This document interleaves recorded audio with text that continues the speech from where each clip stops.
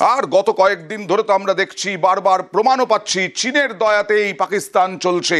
চীনের তৈরি মিসাইল পাঞ্জাবে এর আগেও আমরা দেখিয়েছি, বারবার বারবার উদ্ধার হয়েছে চীনের তৈরি অস্ত্র। ভারতের বিরুদ্ধে 81% অস্ত্র চীনের। চীনের জেট, মিসাইল, ড্রোন ব্যবহার পাকিস্তানের। সস্তায় কেনা চীনের অস্ত্র যে ডাহা ফেল, তার প্রমাণ তো পাওয়াই গেছে।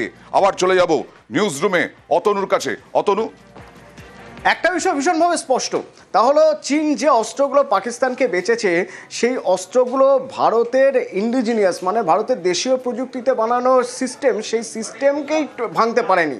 সুতরাং এই অস্ত্রগুলো কোন মাপের সেটা ভেবে দেখতে হবে ভেবে। বাজারে তো সস্তার জিনিসও পাওয়া যায়, দামি জিনিসও পাওয়া যায়। সস্তার জিনিস নয় তো, কারণ পাকিস্তানের হাতে তো সস্তার জিনিস নেওয়া ছাড়া কোনো উপায় নেই। চীন সস্তায় বাজারে ছাড়ছে, তৃতীয় বিশ্বে ছাড়ছে কোন অস্ত্র? ফেল করা অস্ত্র। যে অস্ত্রগুলো ফেল করলো অপারেশন সিঁদুরের সময়, পাকিস্তান এই অস্ত্রগুলো নিয়েছিল 81%। পাকিস্তানের নিজের অস্ত্র বলে সেরকম আহামরি কিছুই নেই।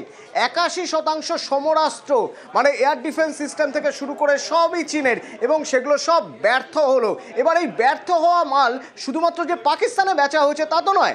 চীন তৃতীয় বিশ্বের বিভিন্ন দেশ, যাদের কাছে হয়তো উন্নত মানের সমরাস্ত্র কেনার মতো পয়সা নেই, সেই সব দেশগুলোকে পাঠিয়েছে। সেই দেশগুলোর এবার কি হবে? সেই দেশগুলো এবার টেনশনে যে অস্ত্র পাকিস্তানে দেওয়া হয়েছে, পাকিস্তানে তো ডাহা ফেল করেছে সেই অস্ত্রগুলো তারা নিয়ে বসে রয়েছে। অস্ত্র বেচবে কোথায়? সেই অস্ত্রগুলো তো পুরোপুরি ওয়েস্টেজ। বেশ,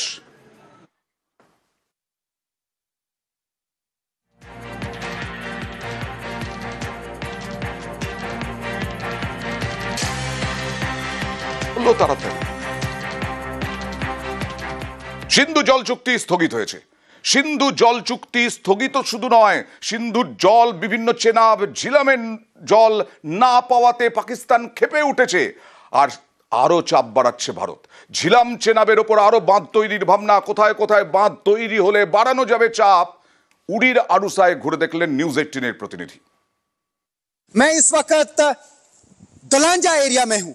ये श्रीनगर मुजफ्फराबाद रोड है। ये दरियाई जहलिम का पानी यहां से बह रहा है। ये दलांजा गांव है और उसके साथ में उरुसा गांव है।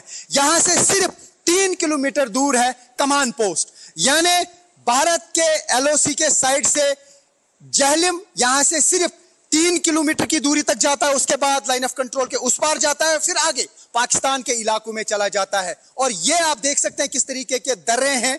बराबर बारामुल्ला से लेके यहां तक इसी तरीके का दर्रा है और इसी दर्रे के बीच में से दरियाई जहलिम बहता है। तो लोग जानना चाहेंगे कि किस तरीके से पानी को रोका जा सकता है, किस तरीके से भारत की तरफ से पाकिस्तान के खिलाफ इसे वेपन के तौर पर इस्तेमाल किया जा सकता है, किस तरीके से इस पानी से फायदा उठाया जा सकता है, किस तरीके से पाकिस्तान में खेतों को नुकसान हो सकता है। मान लीजिए कि कल को अगर इंडस वाटर ट्रीटी पूरी तरह से कैंसिल हो गई तो यहां पे कहीं पर भी बांध बनाया जा सकता है, गेट बनाया जा सकता है। मान लीजिए कि कमान पोस्ट से आधा किलोमीटर पहले अगर बांध बनाया गया, सबसे पहले मैं बताना चाहूंगा ये जो बॉटम ऑफ द रिवर है वहां से लेकर उस रोड तक तकरीबन 60 से 70 मीटर की ऊंचाई है, यानी कम से कम 30-40 मीटर ऊंचा बांध बनाया जा सकता है। पानी को रोका जा सकता है और तकरीबन उड़ी के आगे तक यह पानी जमा हो जाएगा। और अगर इसे वेपन के तौर पर भारत इस्तेमाल करना चाहे तो एकदम से गेट खोला जा सकता है, तो लाइन ऑफ कंट्रोल के उस पार बाढ़ आ सकती है, खेतों को वैसे ही नुकसान पहुंच सकता है।